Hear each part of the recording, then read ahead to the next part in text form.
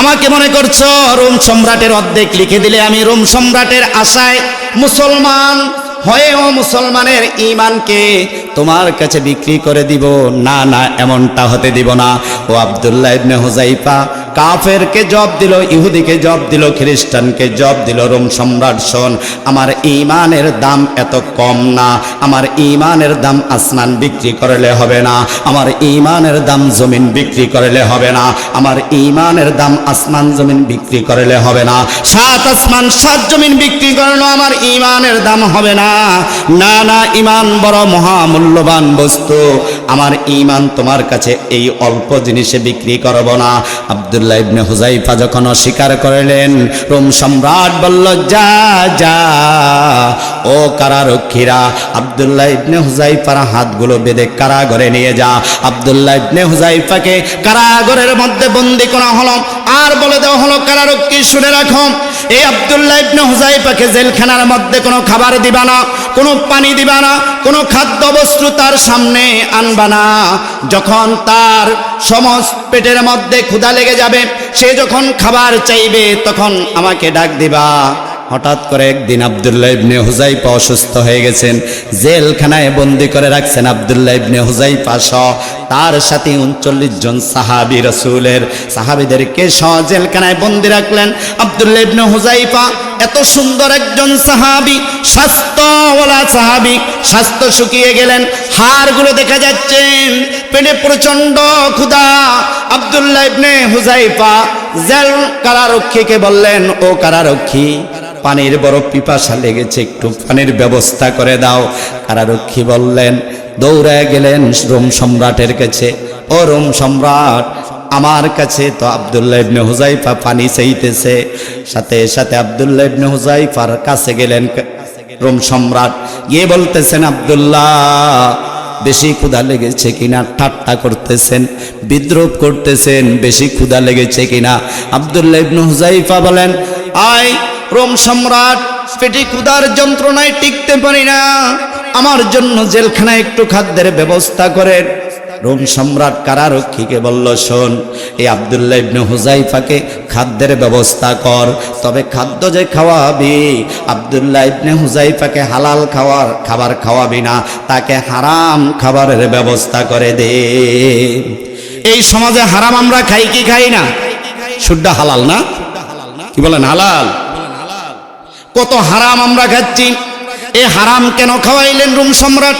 হারাম খাওয়ানোর পিছনে কারণটা হলো, হারাম জিনিস মানুষ খাইলে তার দৈহিক শক্তি বাড়ে, শরীরের শক্তি অর্জন হয়, কিন্তু হারাম খাদ্য যদি মুসলমান খায়, তার ঈমানি শক্তি দুর্বল হয়ে যায়, ঈমান দুর্বল হয়ে যাবে। আপনি শারীরিক অনেক শক্তি হবে, দেখবেন সুদখোর যারা, তাদের ঘর বাড়ি সবকিছু অনেক বড় বড় দালান কোঠা হচ্ছে, আর সেও দেখবেন খুব স্বাস্থ্যবান হচ্ছে। এই যে স্বাস্থ্যবান হওয়া সুদখোর, এটা জাহান্নামীর আলামত। আব্দুল্লাহ ইবনে হুযাইফা বললেন, কারারক্ষীকে বললেন, এগুলো কিসের খাবার এনেছো? কারারক্ষী জবাব দিলেন, আব্দুল্লাহ ইবনে হুযাইফা, 2 ধরনের খাবার তোমার জন্য বাদশা আয়োজন করেছেন। একটা হলো তোমার পিপাসা নিবারণের জন্য পানির সাথে মদ মিশ্রিত করে আনা হয়েছে, নাউজুবিল্লাহ। আরেকটা হলো তোমার জন্য শুকরের গোশত খাওয়ার জন্য ব্যবস্থা করা হয়েছে। আব্দুল্লাহ ইবনে হুযাইফা জবাব দিলেন, কারারক্ষী, না খেয়ে মরে যাইব, না খেয়ে শহীদ হয়ে যাইব, জেলখানার মধ্যে দুকে দুকে মারা যাইব। ও কারারক্ষী, শুনে রাখো, আমি আব্দুল্লাহ ইবনে হুযাইফা আমার ঈমান হারামের কাছে বিক্রি হতে দিব না। আল্লাহ সুবহানাহু ওয়া তাআলা বলেন, ইন্নাল্লাযীনা ক্বালু রাব্বুনাল্লাহ,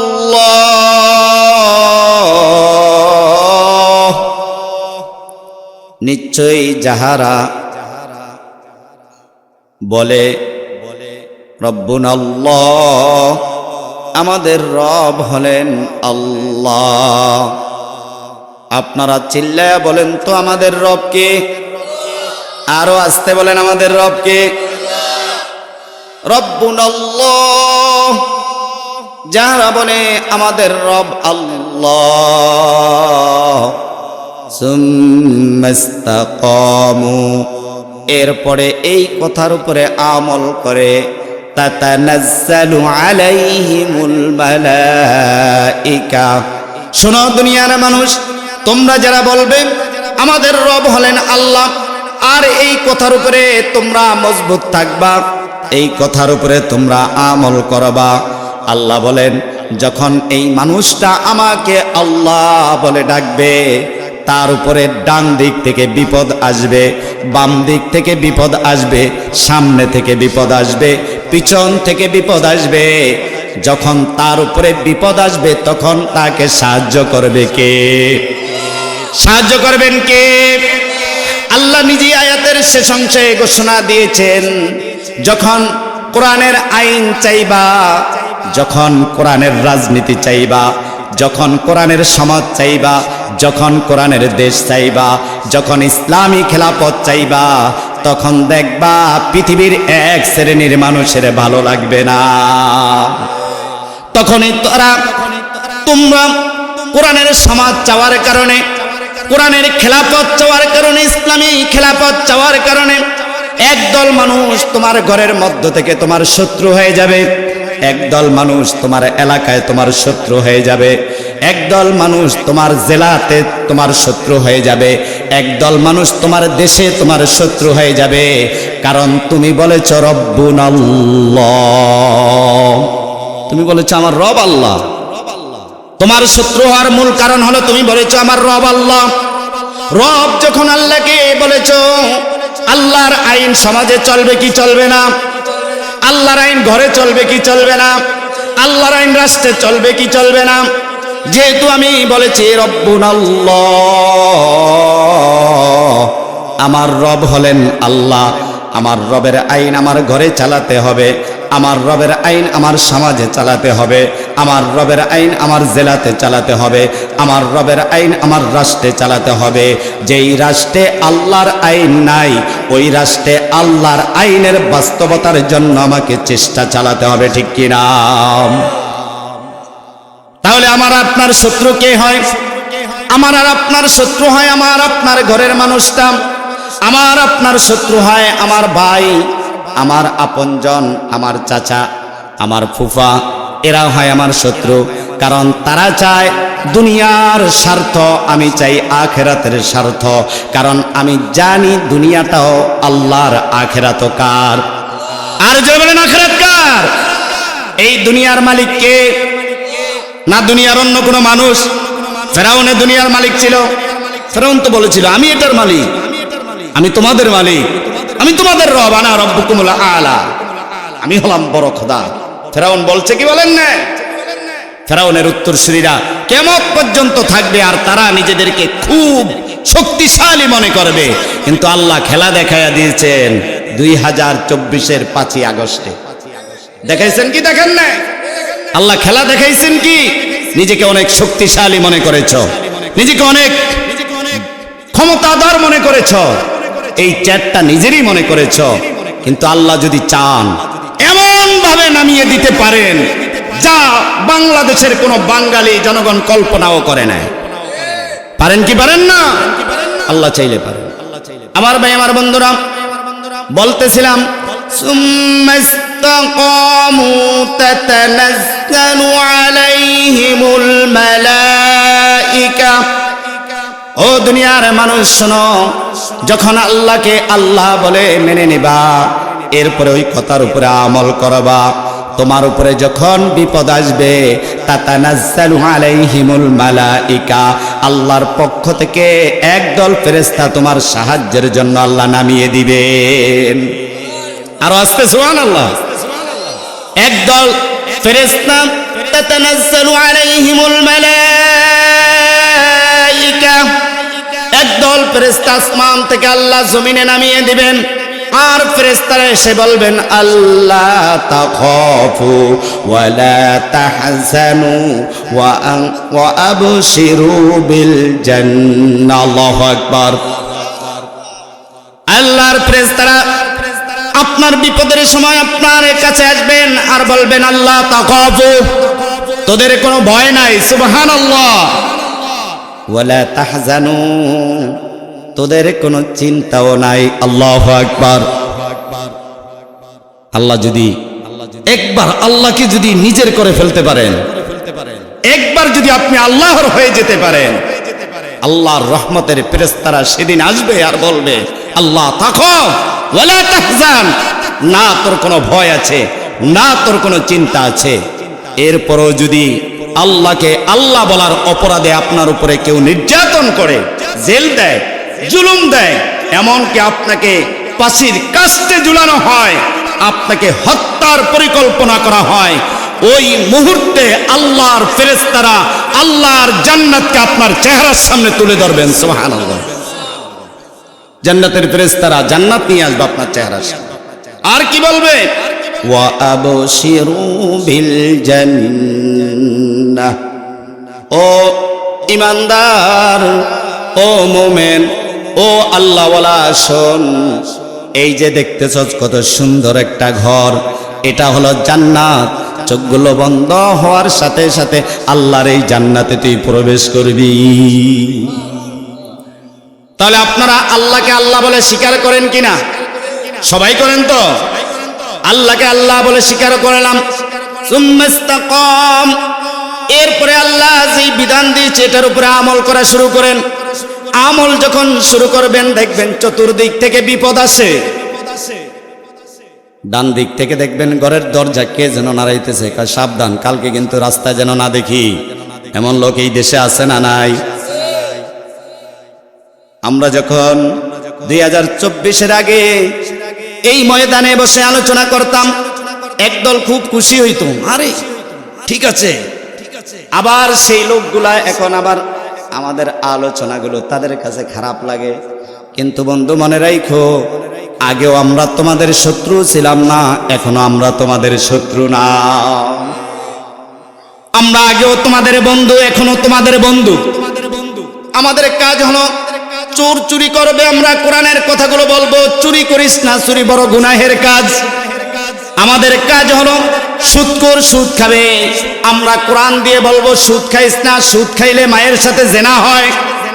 আমরা সুদখোরকে কোরআন দিয়ে বুঝাবো, ভাই সুদের পথে যাইস না, কারণ সুদের পথে যদি যাস জাহান্নামের মধ্যে তোর পেটটা এত বড় হবে, প্রায় 7.5 মাইল লম্বা। আমরা তোমাদের বন্ধু।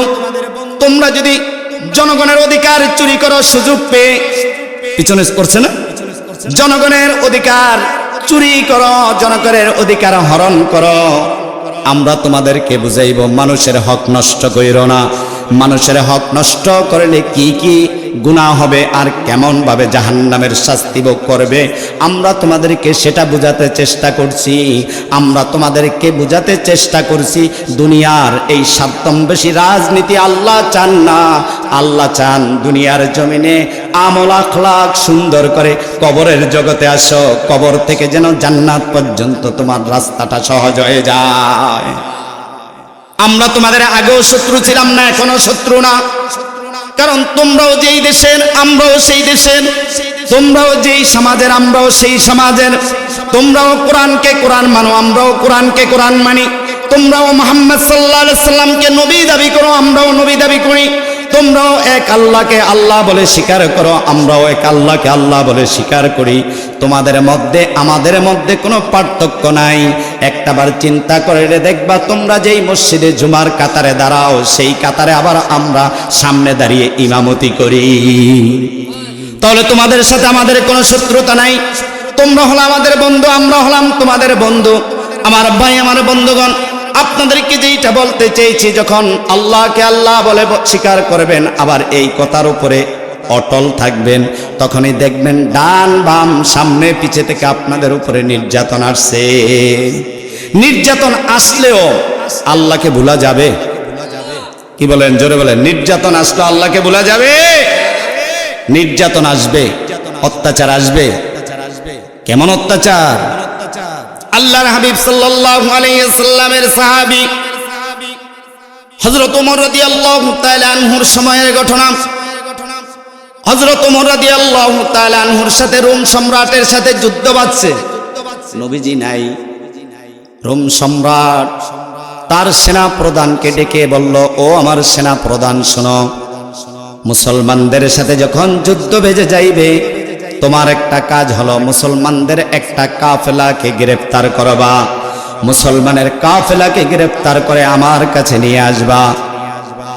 ঘটনাক্রমে মুসলমানদের একটা কাফেলা কাফেরদের হাতে বন্দী হয়ে গেল, খ্রিস্টানদের হাতে বন্দী হয়ে গেল।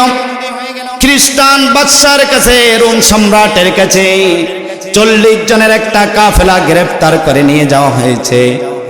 খ্রিস্টান বাদশার কাছে নিয়ে যাওয়ার পরে খ্রিস্টান বাদশা বলল, তোমাদের এই 40 জনের সর্দারকে, নেতাকে, এই 40 জনের কাফেলার নেতৃত্বকে দিচ্ছেন।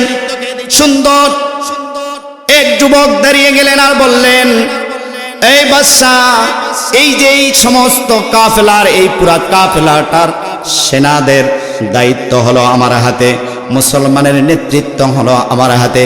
জিজ্ঞেস করা হলো, মুসলমানের নেতৃত্ব আপনার কাছে, আপনি যে মুসলমানের নেতৃত্ব দিচ্ছেন, আপনার নাম কি?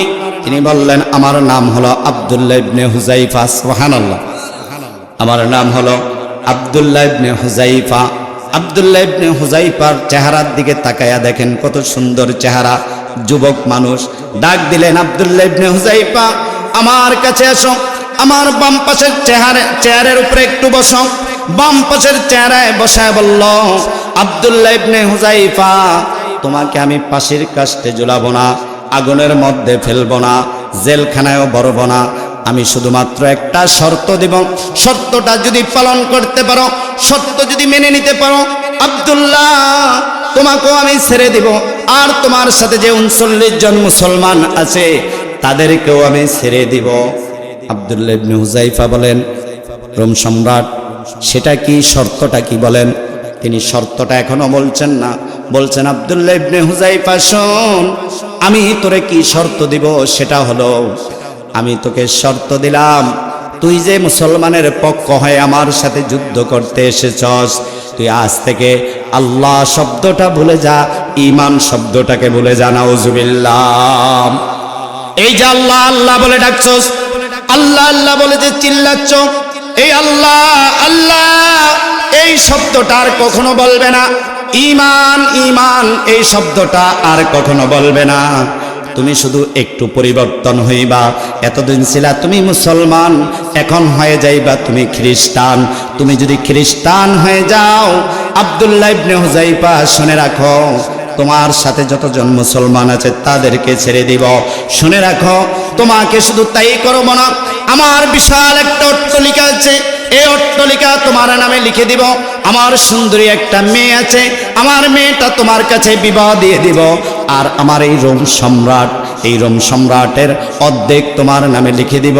আমার ইন্তেকালের পরে পুরা সম্রাটের মালিক তুমি হয়ে যাইবা। আব্দুল্লাহ ইবনে হুযাইফা সাথে সাথে রোম সম্রাটকে জবাব দিল, রোম সম্রাট, শোনো, আমি আব্দুল্লাহ ইবনে হুযাইফা সাধারণ কোনো সৈনিক না, আমি আব্দুল্লাহ ইবনে হুযাইফা সাধারণ কোনো মুসলমান না। আমার এক কাপ চা খাওয়াইলে তোমার দলে চইলা যাবো এমন মুসলমান না।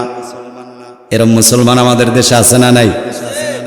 মুসলমান চিনা যায় না, নির্বাচন আইলে মুসলমান গুলাকে ভালো কইরা চিনা যায়, এটি মুসলমান না শয়তান।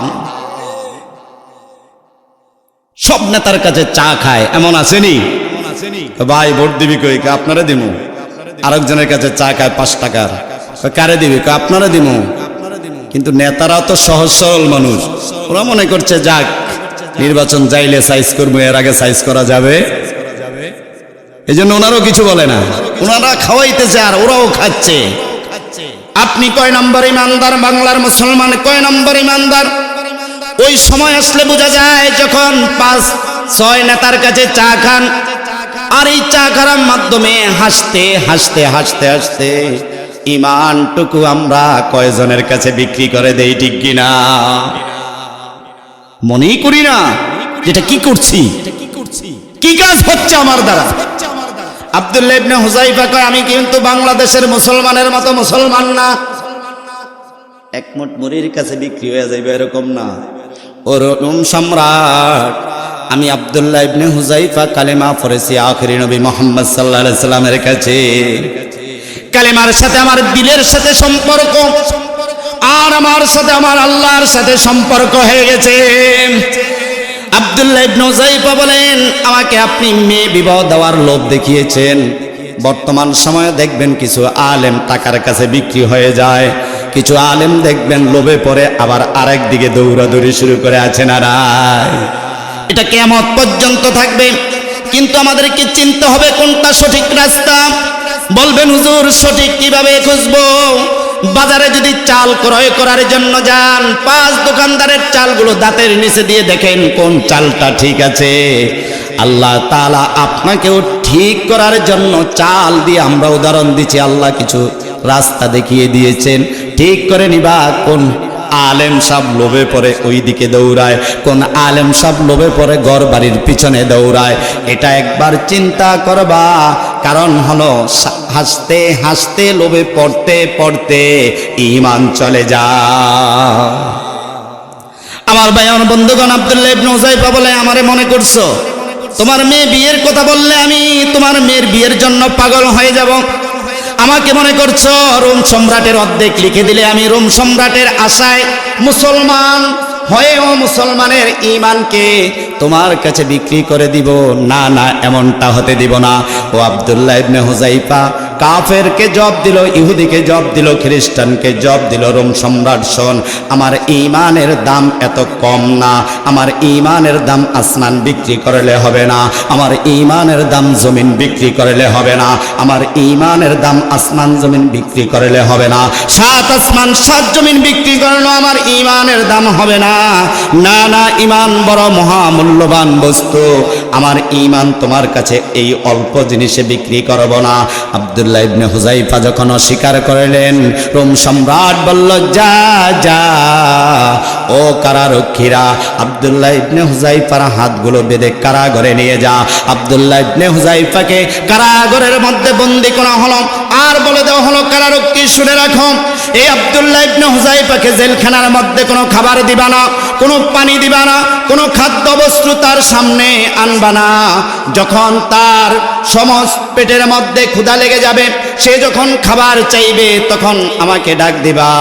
হঠাৎ করে একদিন আব্দুল্লাহ ইবনে হুযাইফা অসুস্থ হয়ে গেছেন, জেলখানায় বন্দী করে রাখছেন আব্দুল্লাহ ইবনে হুযাইফা সহ তার সাথে 39 জন সাহাবী, রাসূলের সাহাবীদেরকে সহ জেলখানায় বন্দী রাখলেন। আব্দুল্লাহ ইবনে হুযাইফা এত সুন্দর একজন সাহাবী, স্বাস্থ্যওয়ালা সাহাবী, স্বাস্থ্য শুকিয়ে গেলেন, হাড়গুলো দেখা যাচ্ছে, পেটে প্রচন্ড ক্ষুধা। আব্দুল্লাহ ইবনে হুযাইফা জেল কারারক্ষীকে বললেন, ও কারারক্ষী, পানির বড় পিপাসা লেগেছে, একটু পানির ব্যবস্থা করে দাও। কারারক্ষী বললেন, দৌড়ায় গেলেন রোম সম্রাটের কাছে, ও রোম সম্রাট, আমার কাছে তো আব্দুল্লাহ ইবনে হুযাইফা পানি চাইতেছে। সাথে সাথে আব্দুল্লাহ ইবনে হুযাইফার কাছে গেলেন রোম সম্রাট, গিয়ে বলতেছেন, আব্দুল্লাহ বেশি ক্ষুধা লেগেছে কিনা? ঠাট্টা করতেছেন, বিদ্রুপ করতেছেন, বেশি ক্ষুধা লেগেছে কিনা? আব্দুল্লাহ ইবনে হুযাইফা বলেন, আয় রোম সম্রাট, পেটে ক্ষুধার যন্ত্রণায় টিকতে পারি না, আমার জন্য জেলখানায় একটু খাদ্যের ব্যবস্থা করেন। রোম সম্রাট কারারক্ষীকে বলল, শোন, এই আব্দুল্লাহ ইবনে হুযাইফাকে খাদ্যের ব্যবস্থা কর, তবে খাদ্য যে খাওয়াবি, আব্দুল্লাহ ইবনে হুযাইফাকে হালাল খাবার খাওয়াবি না, তাকে হারাম খাবারের ব্যবস্থা করে দে। এই সমাজে হারাম আমরা খাই কি খাই না? শুদ্ধ হালাল না? কি বলেন? হালাল। কত হারাম আমরা খাচ্ছি। এই হারাম কেন খাওয়াইলেন রোম সম্রাট? হারাম খাওয়ানোর পিছনে কারণটা হলো, হারাম জিনিস মানুষ খাইলে তার দৈহিক শক্তি বাড়ে, শরীরের শক্তি অর্জন হয়, কিন্তু হারাম খাদ্য যদি মুসলমান খায় তার ঈমানি শক্তি দুর্বল হয়ে যায়, ঈমান দুর্বল হয়ে যাবে। আপনি শারীরিক অনেক শক্তি হবে, দেখবেন সুদখোর যারা, তাদের ঘর বাড়ি সবকিছু অনেক বড় বড় দালান কোঠা হচ্ছে, আর সেও দেখবেন খুব স্বাস্থ্যবান হচ্ছে। এই যে স্বাস্থ্যবান হওয়া সুদখোর, এটা জাহান্নামীর আলামত। আব্দুল্লাহ ইবনে হুযাইফা বললেন, কারারক্ষীকে বললেন, এগুলো কিসের খাবার এনেছো? কারারক্ষী জবাব দিলেন, আব্দুল্লাহ ইবনে হুযায়ফা দুই ধরনের খাবার তোমার জন্য বাদশা আয়োজন করেছেন।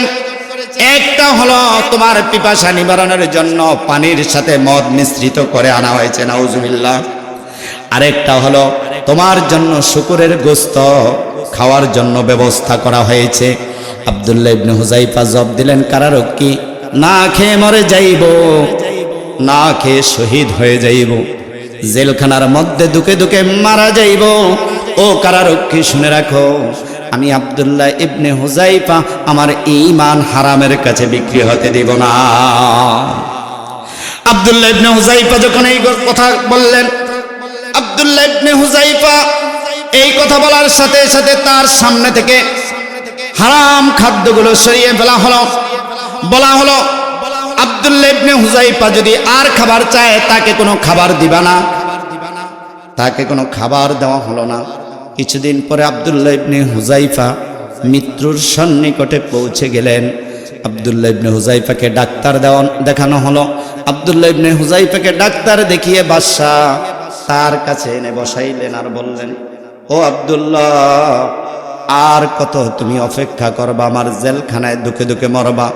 আমি তো তোমাকে ফাঁসিতে মারব না, আমি তোমাকে তেলের মধ্যেও মারব না।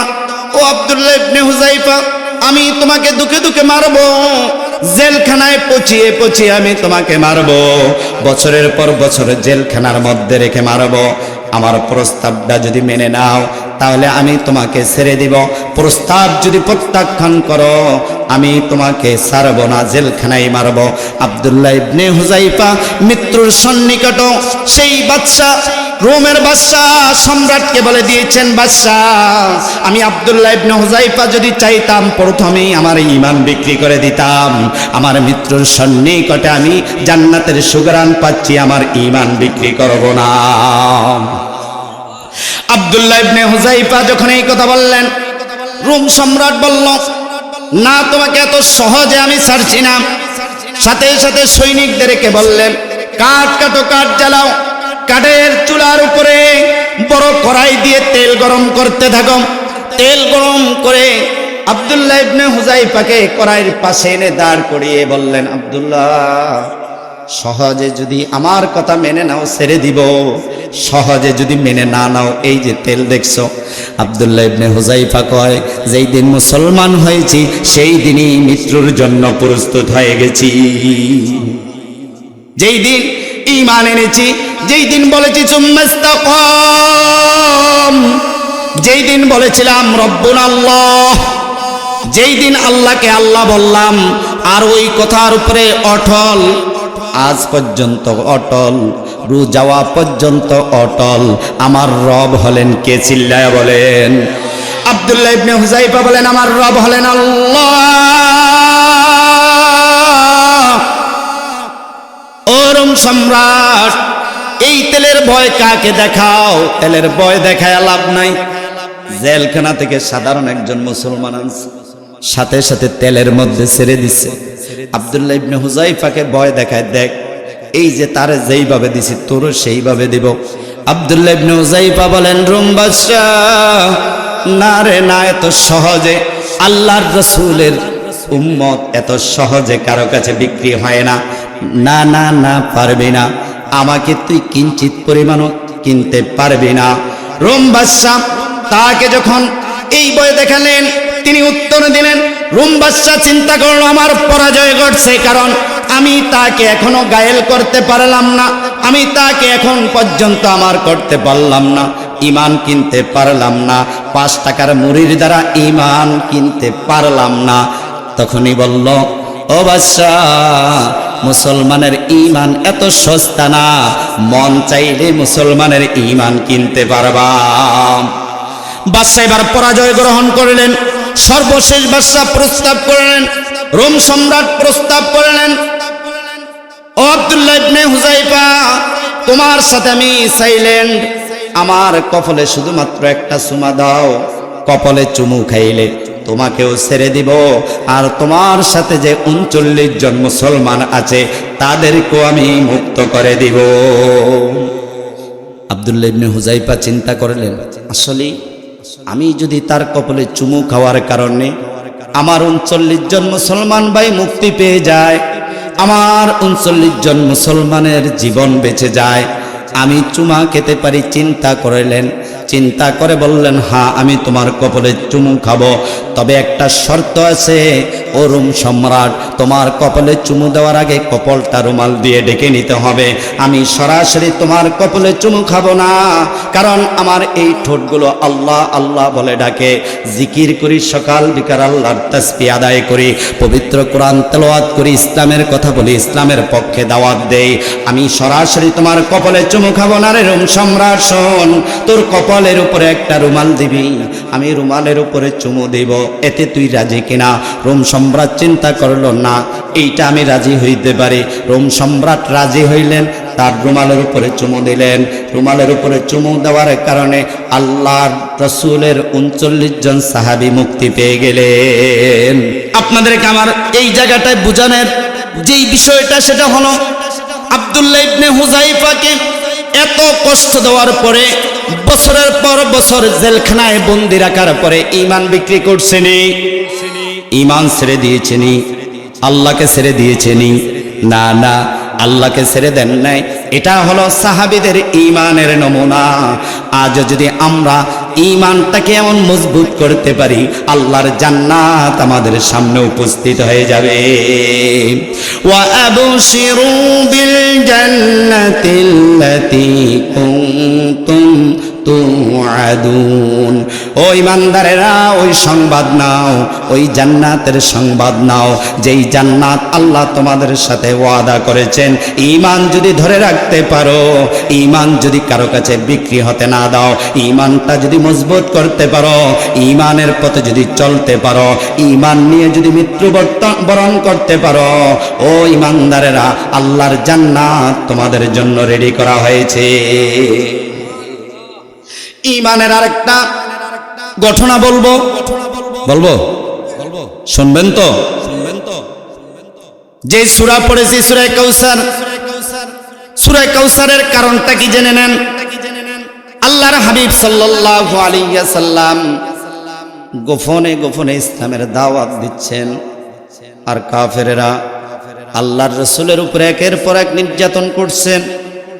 যে মুসলমান হয় তার উপরে নির্যাতন করা হয়, যার মুসলমানিত্ব প্রকাশ পায় তার উপরে অত্যাচার করা হয়। আর ছোট ছোট অত্যাচার নয়, গাছের সাথে বেঁধে অত্যাচার করে, পাথরের উপরে লোহার পোশাক দিয়ে বালির উপরে, উত্তপ্ত বালির উপরে শোয়া অত্যাচার করে। আল্লাহর নবী মক্কা মুকাররমের দরজায় বসা, হেরেমের দরজায় বসা, এক সাহাবী আয়েশা বলে, ইয়া রাসূলুল্লাহ, মুসলমান হওয়ার অপরাধে আবু জাহেলের নেতা পেতারা আমারে মারছে। মুসলমানদেরকে মারে এমন নেতা পেতা দেশে আছে না নাই? কত নেতা দেখলাম এখন নিজের ঘরেও ঘুমাইতে পারে না, কোরআনের মাহফিল বন্ধ করতে চাইছে। এই নেতাগুলাও কিন্তু এখন দেশে নাই, পালায়া গেছে। কত ক্ষমতাবান দেখছি, অনুমতি ছাড়া মাহফিল করতে দিবে না, ওরাও এখন খুঁজে পাওয়া যায় না। ঘরের গর্তের পিপিলিকাগুলো পাওয়া যায়, ওদেরকে পাওয়া যায়। আমরা তো দেখি তোমরা কত বড় নেতা, আল্লাহর শক্তির কাছে তোমাদের নেতাগিরির চারানার দাম নাই। কি নেতাগিরি দেখাইবা? ওমরের মতো নেতা হও, ওমরের মতো নেতৃত্ব দাও, ওমরের মতো সমাজে নিজেকে গ্রহণযোগ্য করো। যেই ওমর এমন ভাবে রাষ্ট্র পরিচালনা করেছিলেন, ওমর রাদিয়াল্লাহু তাআলা আনহু রিলিফ দিছেন, কাপড়ের রিলিফ। কিসের রিলিফ? কাপড়ের রিলিফ দিছেন। হযরত ওমর রাদিয়াল্লাহু তাআলা আনহু কাপড়ের রিলিফ দিয়ে মসজিদে গেছেন খুতবা দিতে। আল্লাহর নবীর এক সাহাবী দাঁড়ায় বললেন, ওমর মসজিদে খুতবা দিতে আসেন, তার আগে বিচার করেন। আমাকে কোনো নেতারে ঘরের থেকে তো সকালে যাইলে 10টা পর্যন্ত ঘরের দরজায় বৈশা থাকা লাগে, লাগে কিনা? ওমর খুতবা দিবেন মসজিদে, সামনে থেকে ওমরকে দাঁড়াইলেন, উসকুতিয়া ওমর, ওমর চুপ। রাষ্ট্রের গভর্নমেন্ট, রাষ্ট্রপতিকে বলে চুপ, আগে বিচার তারপরে খুতবা। সুবহানাল্লাহ। ইসলামী সমাজ আমাদেরকে কি দিতে পারে? ইসলাম আমাদেরকে কি অধিকার দিতে পারে? ওমরকে জিজ্ঞাসা করা হলো, ওমর কালকে রিলিফ দিয়েছেন, প্রত্যেক জনগণ একটা কইরা কাপড় পাইল, আপনার কাছে দুইটা কেন? এই দুইটা কই পেয়েছেন? জবাব দিয়েছিল, না রে, আমিও একটা পাইলাম, আমার ছেলেরটা নিয়ে আমার দুইটা হইছে। কারণ এই পরিমাণ কাপড়, এই একটা কাপড় দিয়ে কারো জামাও হবে না, ফরনের লুঙ্গিও হবে না। রাষ্ট্র থেকে নির্ধারণ হয়েছে এই পরিমাণের জন্য সবাইকে দেওয়া হয়েছে। আর আমগো দেশের চোরগুলা মারামারি করতো ঠিক নি? হ্যাঁ, আমগো দেশের চাউল লইয়া মারামারি হয় না, গম লইয়া মারামারি হয় না, কাপড় দেওয়া নিয়ে মারামারি হয় না, বিরিয়ানির প্যাকেট লইও কিন্তু মারামারি হয়। হযরত ওমর কয়, এই পরিমাণ কাপড় আমি ওমরও এতটুকু পেয়েছি, এই পরিমাণ কাপড় আমারটাও হবে না, ছেলেরটাও হবে না। আমি বললাম, ছেলেরে তোরটা আমারে দে, দুইটা মিলে একটা বানায়া নেই। সব জনগণ মসজিদে নববীতে জেনে নিয়েছেন ওমর ইনসাফওয়ালা। এই ওমর ইনসাফকার একজন বাদশা, ওমর ইনসাফকার একজন সরকার নেতা। যদি হও ওমরের মতো হও, রাতের বেলা বাড়ির পাশের কোন গরিব লোকটা না খায়া আছে, রাতের বেলা দেখো কোন এতিম ছেলেটা কান্না করছে, দেখো না কোন এতিম ছেলেটার পরিধানে পোশাক নাই। নেতা যদি হও এরকম হও, এতিম ছেলেটা যখন রবের দরবারে হাত উঠায়া কান্না করে বলবে, আল্লাহ পোশাক ছিল না, আমার পোশাকের ব্যবস্থা করছে, তুমি এই ব্যক্তির জন্য সাহায্যকারী হয়ে যাও। এই এতিম ছেলেটা যখন দোয়া করবে, আপনার জন্য আল্লাহ সাহায্যকারী হয়ে যাবেন। আমরা তো এতিমের সম্পদ মাইরা খাই কি খাই না? খাই না বাবা, কথাই তো বলা যায় না। হুজুর আপনাকে এখন টাইম নাই, বাকিটা আমি বললাম না। কত রংডং করে কয় আপনাকে এখন টাইম নাই। কত কত ভাবে আমাদেরকে বলা হচ্ছে। আমার ভাই, আমার বন্ধুরা, আব্দুল্লাহ ইবনে হুযায়ফা ঈমান বিক্রি করলেন না। আবার আল্লাহর রাসূল সাল্লাল্লাহু আলাইহি ওয়াসাল্লামের কাছে বিচার আসলো, ওগো আল্লাহর নবী, কালেমা পড়ার অপরাধে, ঈমান আনার অপরাধে আবু জাহিল্লার চামচারা আমাকে মারছে। আল্লাহর নবীর চেহারা দিয়া পানি পড়ছে। রব্বুল আলামিন আল্লাহর নবীকে জিজ্ঞেস করেন, ওগো বন্ধু, কেন কাঁদছেন? কি কারণে কান্না করছেন? বন্ধু জবাব দেয়, আল্লাহ, কেন গো কান্না করছি তুমি তো জানো, কেন জিজ্ঞেস করতেছ? আল্লাহ, আমার কান্নার কারণগুলো প্রতিটা তুমি জানো। আল্লাহ বলেন, বন্ধু কেন কান্না করছেন আপনার মুখ দিয়ে শুনলে আমি আরো খুশি হইতাম। সুবহানাল্লাহ। এবার নবীজি বলা শুরু করলেন, আল্লাহ,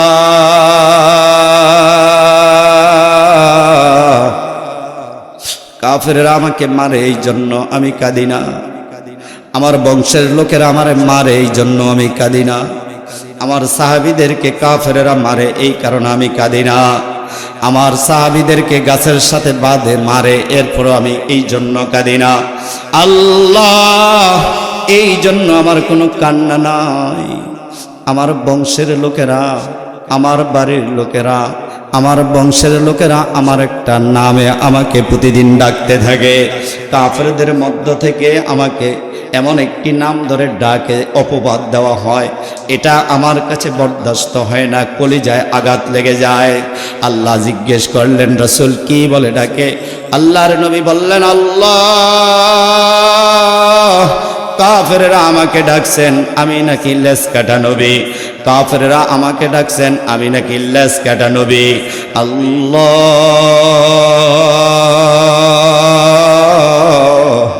কাফেরদের এই কথা আমার দিলে বড় আঘাত লাগে। কেন তারা রাসূলকে লেজ কাটা নবী বলছেন? আল্লাহর নবীকে আল্লাহ যে সন্তানগুলো দিয়েছেন, সন্তানগুলো একটি একটি করে আল্লাহ দুনিয়া থেকে নিয়ে গিয়েছেন। আল্লাহর রাসূলের সন্তান সামনের দিকে বাড়বে না বা সন্তান বাঁচবে না, সন্তান বাঁচে না, এই অপবাদ দিয়ে কাফেররা রাসূলকে লেজ কাটা নবী বলতেন। আল্লাহর রাসূলকে এই অপবাদ দেওয়ার কারণে রাসূল কান্না শুরু করে দিলেন আর বললেন, আল্লাহ, দিলটার মধ্যে বড় ব্যথা লাগে গো আল্লাহ। আল্লাহ রসুলকে সান্ত্বনা দেওয়ার জন্য সূরা কাউসার নাজিল করেছেন। আল্লাহ রসুলকে সান্ত্বনা দেওয়ার জন্য সূরা কাউসার কোরআনে দিয়েছেন। আল্লাহ রসুলকে সান্ত্বনা দেওয়ার জন্য জিবরাইলকে দুনিয়াতে পাঠাইছেন। জিবরাইল এসে আল্লাহ রসুলকে বলে, ওগো নবী, কাফেররা আপনাকে বলছে আপনি লেজ কাটা। না না না না নবী, ইন্না শানিআকা হুয়াল আবতার। যেই সমস্ত কাফেররা আপনাকে বলছে আপনি লেজ কাটা নবী, যেই সমস্ত কাফেররা বলছে আপনার বংশ সামনের দিকে বাড়বে না, অপবাদ দিছে, শুনে রাখেন এমন একটি সময় আসবে তারাই লেজ কাটা, তাদেরই বংশ দুনিয়ার থেকে ধ্বংস হয়ে যাবে, তাদের কোনো নাম নিশানা পৃথিবীর জমিনে থাকবে না। আল্লাহু আকবার। এবার আপনাদেরকে জিজ্ঞেস করি, বুঝে থাকলে বলেন তো, আপনাদের এলাকায় হিন্দুরা আছে না নাই? হিন্দুদের নাম কবির দাস, হিন্দুদের নাম শ্যামল দাস, এরকম অনেক দাসের নাম খুঁজে পাওয়া যাবে। একজনকে শুধু বার করেন তো, আবু জাহেল দাস আসেনি? আবু জাহেল দাস আসেনি? আবু লাহাব দাস আসেনি? উতবা দাস আসেনি? সাহেবা দাস আসেনি? আল্লাহ যে কোরআনের আয়াত নাজিল করলেন আর বললেন, ওগো নবী, আপনি শান্ত হন, যারা আপনাকে লেজ কাটা বলছে ওদের বংশের নাম নিশানা থাকবে না, কিয়ামতের আগ পর্যন্ত কেউ আবু জাহেল নাম রাখবে না, কোনো খ্রিস্টান আবু জাহেল নাম রাখবে না, কোনো ইহুদি আবু জাহেল নাম রাখবে না। ওগো আল্লাহর নবী, আপনি কেন টেনশন করেন? আপনি টেনশন করবেন না। আল্লাহ রসুলকে তিনটা জিনিসের মাধ্যমে সান্ত্বনা দিছেন। এক নম্বর দিছেন, ইন্না আ'তাইনাকাল কাউসার, আমি আপনাকে কাউসার দান করলাম, যেই কাউসারের পেয়ালার পানি একজন ইমানদার এক গ্লাস পান করলে 70 বছর পর্যন্ত তার কোনো পিপাসা লাগবে না। এই কাউসারের পানি পান করতে কে কে রাজি আছেন? লিল্লাহি তাকবীর, হাত নামান। তাহলে যারা কাউসারের পানি পান করবেন, ইমানটাকে বিক্রি করা যাবে নাকি? যারা ইমান কিনতে আসে ওদেরকে সুযোগ দেওয়া যাবে নাকি? যারা ইমান কিনতে আসে তাদেরকেও সুযোগ দেওয়া যাবে না। নিজেও ইমান বিক্রি করব না, কারণ আমি মৃত্যুর পরে যখন দু চোখ বন্ধ হয়ে যাবে, আমার সব কিছুকে ছেড়ে দিয়ে একমাত্র আল্লাহর জান্নাত আমার আশায় রয়েছে, ঠিক কিনা? এরপরে আল্লাহ তাআলা নবীজিকে বললেন, নবী, আপনাকে আমি কাউসার দান করলাম, আপনি এই কাউসারের পানি যাদেরকে পান করাবেন তাদের দুইটা গুণ লাগবে। জোরে বলেন, কয়টা? দুইটা গুণ লাগবে। যারা কাউসারের পানি খেতে চান তাদের মধ্যে দুনিয়াতে দুইটা আমল থাকা চাই। এক নাম্বার আমল, আল্লাহ সুবহানাহু ওয়া তাআলা বলেন, ওগো দুনিয়ার মানুষ, আমার রাসূলের হাতে যদি কাউসারের পানি খেতে চাও, 70 বছর পর্যন্ত যদি পিপাসা নিবারণ রাখতে চাও, তাহলে প্রথম কাজ হলে তোমরা সালাত আদায় করবা। সুবহানাল্লাহ। নামাজ পড়েন তো? কে কে পড়েন না? হাত উঠান। চালাক আছেন তো? মাশাআল্লাহ। নামাজ পড়েন তো? আজ থেকে 5 ওয়াক্ত নামাজ কে কে পড়বেন? হাত উঠা দেখান। লিল্লাহি তাকবীর, হাত নামান। তাহলে নামাজ 2 নম্বর অনহার, ওগো রাসূল কুরবানি করবে, আপনার যেই উম্মত এই দুইটা কাজ করবে, আপনার ওই উম্মতের জন্য আল্লাহর জান্নাত। তাহলে কুরবানি খালি গরু, বছরে একবার গরু জবাই করা? এই আপনারা একটু আমার দিকে চান, ডিস্টার্ব করবেন না।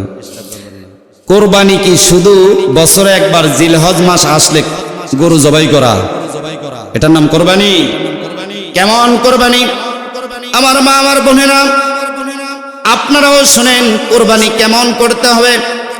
নবীজির কাছে যখন হযরতে সুমাইয়া রাদিয়াল্লাহু তাআলা আনহা মুসলমান হইলেন, সুমাইয়ার স্বামী ইয়াসিরও মুসলমান হইলেন, সুমাইয়ার ছেলেও মুসলমান হইলেন। নিষ্ঠুর আবু জাহেলের কাছে খবর আইছে সুমাইয়া মুসলমান হয়ে গেছে, তার স্বামী ইয়াসিরও মুসলমান হয়ে গেছে। তার সন্তানও মুসলমান হয়ে গেছে। খবর আইছে, আবু জাহেল কয় আমাদের দেশে যাদের জায়গা জমি নাই অন্যের জায়গাতে থাকে, অন্য দেশ থেকে এসে অন্যের জায়গাতে থাকে, এদেরকে আমরা কি বলি? ওরকাইদ বলি না? এই শব্দটা বলে গেছে এজন্য জানলাম ওরকাইদ। এই সুমাইয়া রাদিয়াল্লাহু তাআলা আনহার স্বামী ইয়াসির রাদিয়াল্লাহু তাআলা আনহু এই মক্কাতে তার কোনো আত্মীয় স্বজন ছিলেন না, তিনি হারিয়ে গেছেন। হারিয়ে গিয়ে এই মক্কাতে তিনি বসবাস শুরু করেছেন এবং দাস হিসাবে বসবাস শুরু করেছেন। আর সুমাইয়া রাদিয়াল্লাহু তাআলা আনহা দাসী হিসাবে বসবাস শুরু করেছেন। তুই তো হইলে মক্কাতে ওরকাইদ। হ্যাঁ, দেখবেন আমাদের দেশে যেই হুজুরের শক্তি একটু কম, অর্থনৈতিক শক্তি, সামাজিক শক্তি, নেতৃত্ব স্থানীয় শক্তি যখন কম হয়, দেখবেন চতুর্দিক থেকে আমার এলাকায় মাস্তানি করে, দাঁত কিরমিরি একটার জায়গায় পাঁচটা দেয়। দেয় কি দেয় না? হ্যাঁ, এই করে সেই করে এরকম। আবু জাহেল কয় এখানে আইলে ওরা, এখানে আইলে ওর কায়, এত বড় সাহস সুমাইয়া, এত বড় সাহস তোরে কে দিল সুমাইয়া? সুমাইয়ারে নিষ্ঠুর আবু জাহেল সামনে এনেছে, ইয়াসির রাদিয়াল্লাহু তাআলা আনহুকে সামনে এনেছে, তার সন্তানকে সামনে এনেছে। নিষ্ঠুর আবু জাহেল আল্লাহর নবী দুইজন সাহাবীকে গাছের সাথে বেঁধে শাস্তি দিচ্ছে, পিঠের উপরে একের পর এক দৌড়া মারছেন, আঘাত করছেন। সুমাইয়া রাদিয়াল্লাহু তাআলা আনহার সামনে তার সন্তানকে মারছেন আর বলছেন সুমাইয়া তোর ছেলেটাকেও ছেড়ে দিব, তোর স্বামীটাকেও ছেড়ে দিব, ঈমানটা ছেড়ে দে, মুহাম্মদকে বলে যা, দেখবি তোদেরকে ছেড়ে দিব। সুমাইয়া ডাক দিয়ে বললেন আবু জাহেল না রে না, ঈমান তো সস্তা না, আমার সন্তানকে যদি পিটাইতে পিটাইতে মাইরা ফেলাও, আমার স্বামীকে যদি পিটাইতে পিটাইতে হত্যা করো, আমি সুমাইয়া আল্লাহকে বলতে পারবো না, আমি সুমাইয়া নবীকে বলতে পারবো না। এই কথা যখন বললেন, আবু জাহেল সুমাইয়ার সমস্ত পোশাকগুলো খুলে ফেলছে।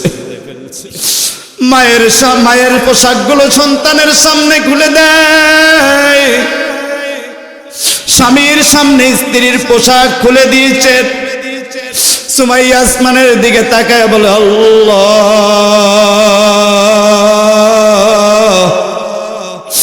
ঈমানের কারণে দেখো আমার উপরে কি অত্যাচার করা হচ্ছে, ঈমানের কারণে দেখো আমার উপরে কি নির্যাতন করা হচ্ছে। আল্লাহ,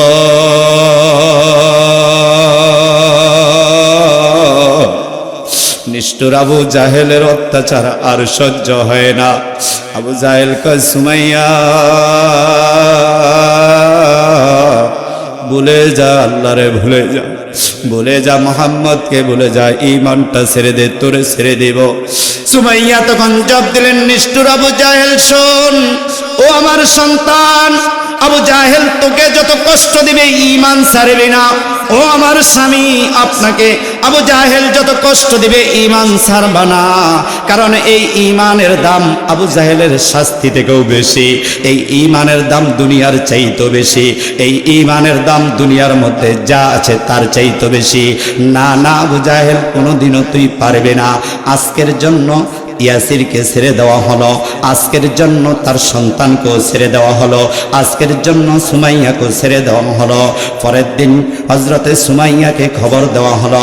হযরতে সুমাইয়া রাদিয়াল্লাহু তাআলা আনহাকে খবর দিয়ে সামনে আনলেন আর বললেন, সুমাইয়া ঈমান ছাড়বি নাকি আমার শাস্তি ভোগ করবি? সুমাইয়াকে যখন ঈমান ছাড়ার কথা বলেছিল, নিষ্ঠুর সুমাইয়া কয় না না, নির্যাতন কত আছে করতে থাকো, ঈমান ছাড়ব না। এবার সুমাইয়ার পোশাক গতকালকের মতো আজও খোলা শুরু করলো। সুমাইয়ার পোশাক খুলে নিষ্ঠুর কাফের মক্কার সমস্ত যুবকদেরকে ডাক দিল, আয় আয় দেখে যা সুমাইয়াকে উলঙ্গ করেছে, আয় আয় দেখে যা সুমাইয়ার ইজ্জত নষ্ট করে দিয়েছি। মক্কার যুবকেরা সুমাইয়ার চতুর্দিকে এসে দাঁড়িয়ে আছে আর বলছে, সুমাইয়া ইজ্জতের চাইতে, ইজ্জত নষ্ট করার চাইতে মুহাম্মদকে বলে যা, আল্লাহকে বলে যা, কোরআনকে ছেড়ে দে, কালেমা ছেড়ে দে, সুমাইয়া তোকে আবু জাহেল মুক্ত করে দিবে। মিস্টার আবু জাহেল দাঁড়ানো। মিস্টার আবু জাহেলের চেহারার উপরে শুধু একটা কারণে থুতু নিক্ষেপ করেছিল সুমাইয়া। যখন বলেছিল, শোন তুই তো বুঝছি তোর স্বামীকে মাইরা ফালাইলে মুহাম্মাদের সাথে লুচ্চামি করবি, নাউজুবিল্লাহ। আমার ভাই, আমার বন্ধুগণ, এই দেশের মধ্যে নাস্তিক মুরতাদেরা যুগে যুগে আবির্ভূত হয় আর আমার রসুলকে লুচ্চা শব্দটি উল্লেখ করে নাস্তিক মুরতাদেরা আমার রসুলের ইজ্জত নিয়ে খেলা করে। যদি তুমি সত্যিকারে ঈমানদার হও, ও আমার মা, ও আমার বোনেরা, ও আমার বাবাজিরা, শোনো, আল্লাহর রসুলকে যে যখন যেই সময় গালি দিবে তোমার উচিত হলো সাথে সাথে সাথে তার অ্যাকশন নেওয়া। আমরা মুসলমান হিসেবে সুমাইয়া থেকে, মা বোনেরা শোনো, সুমাইয়া কি করেছেন? যখন আল্লাহর রসুলের সামনে এই বেয়াদবিটা করেছিলেন, সাথে সাথে সুমাইয়া তার থুতু আবু জাহেলের মুখের মধ্যে নিক্ষেপ করলেন। আর ওই সময় মক্কা নগরীতে এটা ছিল সবচেয়ে অপমানজনক, থুতু মারা, কিছু হইলে থুতু নিক্ষেপ করা, এটা ছিল মক্কাতে সবচেয়ে বড় অপমানজনক বস্তু। সুমাইয়া যখন থুতু নিক্ষেপ করেছেন, মিস্টার আবু জাহেল আল্লাহর রসুলের প্রিয় সাহাবিনী হযরত সুমাইয়া রাদিয়াল্লাহু তাআলা আনহুর উপরে রাগ হয়ে তার তল পেটে এত জোরে বল্লম মারলেন। তল পেটে বল্লম মারার সাথে সাথে হযরতের সুমাইয়ার রোটা বের হয়ে যায়।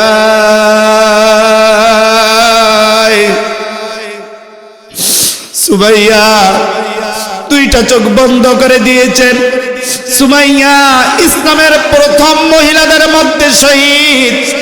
সুমাইয়া যদি চাইতেন ঈমান বিক্রি করে শান্তির জীবন যাপন করতে পারতেন, সুমাইয়া যদি চাইতেন ঈমান বিক্রি করে আবু জাহেলের সম্পত্তি গ্রহণ করতে পারতেন, সুমাইয়া যদি চাইতেন দুনিয়ার সম্পদ বলা হয়ে যাইতে পারতেন।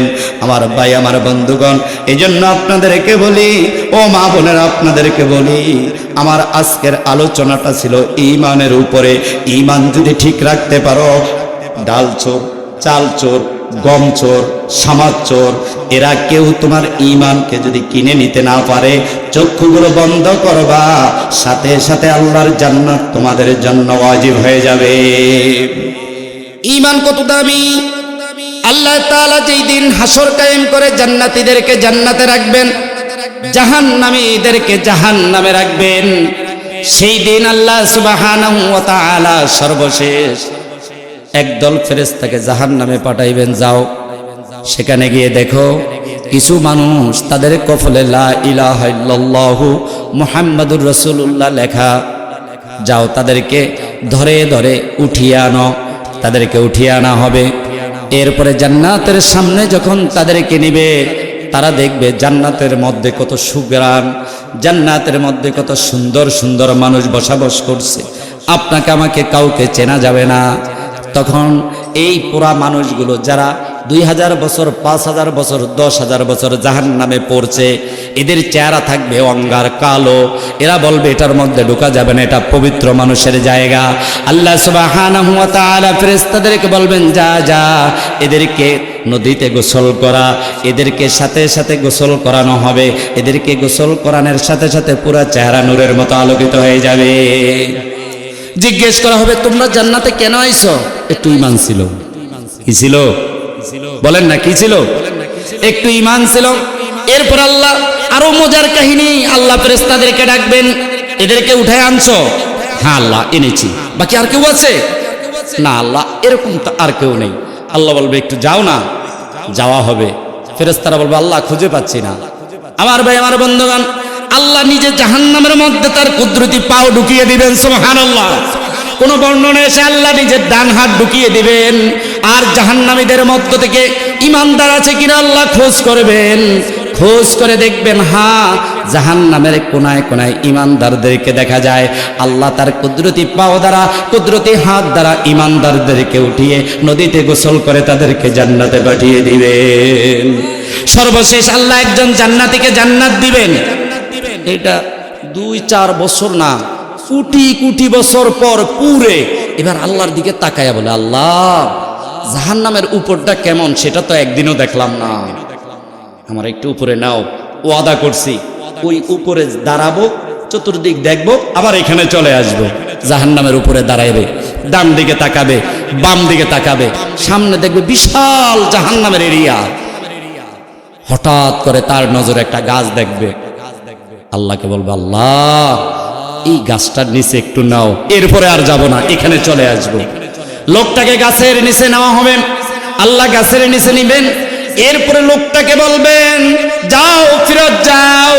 লোকটা এবার জবাব দিবে, না আল্লাহ, ওই যে দেখা যায় আরেকটা গাছ, ওই গাছটার নিচে একটু যাওয়ার অনুমতি দাও না আল্লাহ। লোকটা ওই গাছের নিচে যাবেন, গাছের নিচে যায়া দেখবেন আসলে এটা গাছ নয়, এটা হলো জান্নাতের গেট। সুবহানাল্লাহ। লোকটা এবার বলবে, আল্লাহ আর একটা কথা বলি আল্লাহ, এই আমাদের ছোট বাচ্চারা যেমন টাকা খুঁজলে অনুনয় করে, এই লোকটা বলবে, আল্লাহ আর একটা কথা বলি না আল্লাহ। আল্লাহ বলবে, কি বল?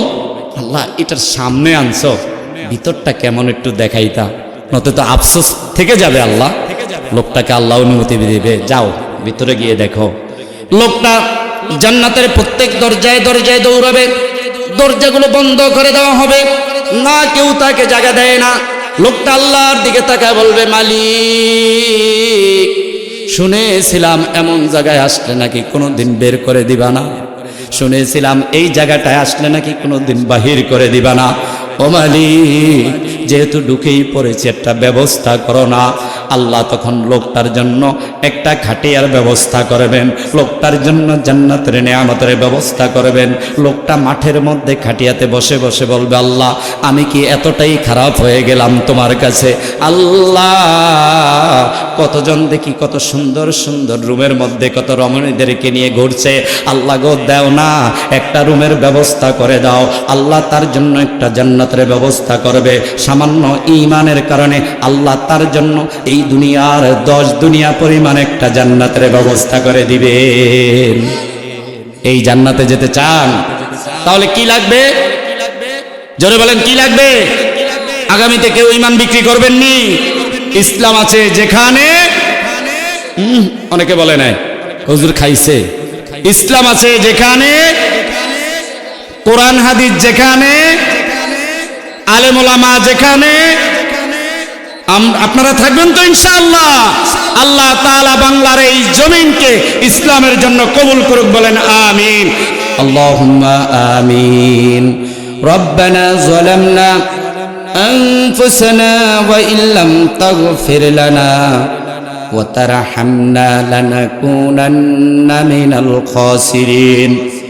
রব্বানা আতিনা ফিদ দুনিয়া হাসানাহ وفي الآخرة حسنة وقنا عذاب النار। إلهي گر کے دریائے گناہ ہم تو میدانی وخود ہستی گواہ ہم۔ إلهي گر کے دریائے گناہ ہم تو میدانی و خود ہستی گواہ ہم۔ گناہ با عدد را بار بستم ہزار بار تو بارا شگستا۔ گناہگر ہم گناہگر ہم گناہگار تو غفارو تو غفارو تو غفار۔ ادر کو ریا مانوش بنایا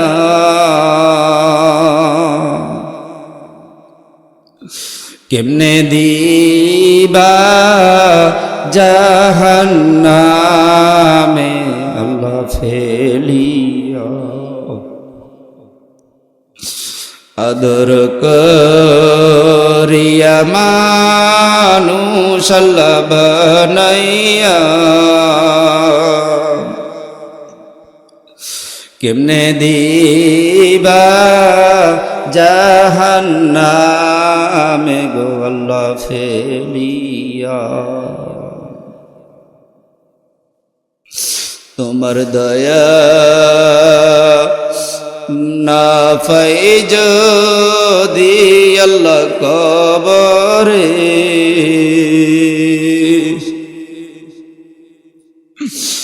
বলো আল্লাহ যাব আমরা কার কাছে তোমার দয়া না পাই যদি আল্লাহ মিজানে তোমার দয়া না পাই যদি আল্লাহ হাশরে বলো তোমার বান্দা যাবে গো আল্লাহ কারদারে বলো তোমার বান্দা যাবে গো আল্লাহ কারদারে রব্বুল আলামিন দুই রাত ব্যাপী আল মাদ্রাসাতুল ইসলামিয়া নুরানী তাহফিজুল কোরআনের উদ্যোগে আয়োজিত আজকের প্রথম দিনের শেষ অধিবেশন শেষ করে তোমার কাছে হাত উঠাইলাম। আল্লাহ তাআলা মাগরিব থেকে এই পর্যন্ত অসংখ্য উলামায়ে কেরাম আলোচনা করেছেন। সর্বশেষ আমি তোমার একজন নাখান্দা গুনাহগার আয় আল্লাহ জ্ঞানী গুণী মানুষগুলোর সামনে আলোচনা করে দুখানা গুনাহের হাত তোমার দরবারে উঠিয়েছি। কত গুনাহ করছি মাওলা জীবনে, কত গুনাহ করছি মাওলা জীবনে, দয়া করে মাফ করে দাও আল্লাহ বান্দারে, দয়া করে মাফ করে দাও আল্লাহ বান্দারে। আয় আল্লাহ শুরু থেকে এই পর্যন্ত যা কিছু আলোচনা হলো, সামনের দিন যা কিছু আলোচনা হবে, সমস্ত আলোচনাগুলোর ভুল ত্রুটিগুলো দিল থেকে উঠিয়ে দিয়ে সহি কথাগুলো আমাদের দিলে বসিয়ে আমল করার তৌফিক দাও। আয় পরওয়ারদিগারে মালিক, নবীজির প্রতি দুরূদ ও সালাম টুকুন নবীজির রওজা ধারে সোনার মদিনায় পৌঁছে দাও। तमाम दुनिया থেকে যত মুমিন মুমিনাত চলে গেছে, মুসলিম মুসলিমাত চলে গেছে, ওলি গাউস কুতুব নজিব আব্দাল সাহাবায়ে কেরাম শুহাদায়ে কেরাম চলে গেছেন। আয় পরওয়ারদিগারে মালিক প্রত্যেকের কবরে কবরে তাফসীরে মাহফিলের হাদিয়া টুকুন পৌঁছে দাও। আল্লাহ তাআলা সন্ধ্যা থেকে এই পর্যন্ত তোমার কোরআনের প্রেমিক নারী পুরুষ উভয় বিভিন্ন স্থানে বসে কোরআনের আলোচনাগুলো শ্রবণ করলো। আয় রব্বুল ইজ্জত, গভীর এই রাতে তোমার বান্দা বান্দিগুলোকে কি দিয়ে বিদায় দিব?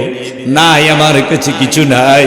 আয় রব, তোমার এই বান্দা বান্দিগুলোর জীবনের গুনাহগুলো মাফ করে দাও। আল্লাহ তাআলা তোমার এই বান্দাগুলোকে তোমার ওলি বানিয়ে দাও। আয় আল্লাহ তোমার এই বান্দা বান্দিগুলোকে ঈমানওয়ালা বানিয়ে দাও। আয় আল্লাহ তোমার এই বান্দা বান্দাগুলোকে আব্দুল্লাহ ইবনে হুযাইফার মতো ঈমান দিয়ে দাও, বান্দিগুলোকে সুমাইয়ার মতো ঈমানওয়ালা বানিয়ে দাও। আয় পরওয়ারদিগারে মালিক,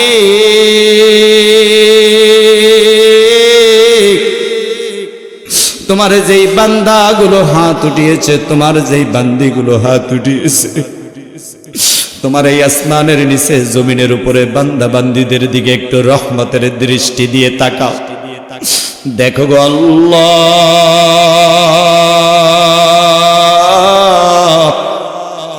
কে জানি রে জনম দুখুনি মা হারিয়ে কান্না করছে।